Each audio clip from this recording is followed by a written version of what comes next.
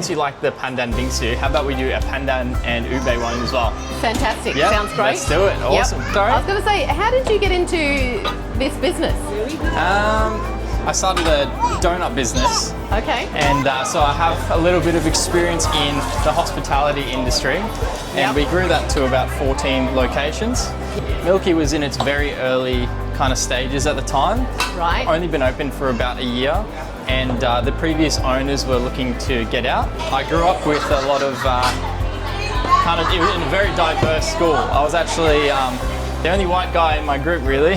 There's only a few of us, and I got very close to a lot of a lot of different cultural tastes, and grew up traveling the world. So, I'm much more of a fan of kind of different ethnic foods over Aussie foods. Well, that's kind of the strength of Australia, isn't it? Is that we are so diverse. Yep.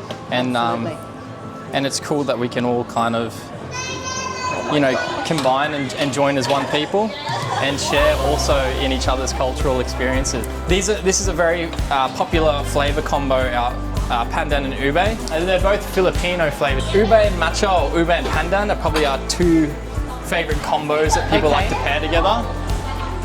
Yes, this will definitely fill you. This is people often, when they order the parfaits, they'll go, "Oh, we'll get a large one." And some people come solo by themselves and order the large one, and I don't think they realise that just how big it's it is. good.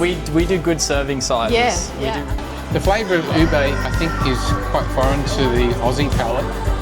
It's a little bit vanilla-y, it's a little bit caramelly, and I would say it's a little bit.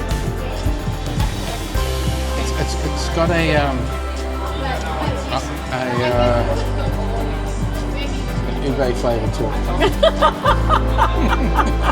it.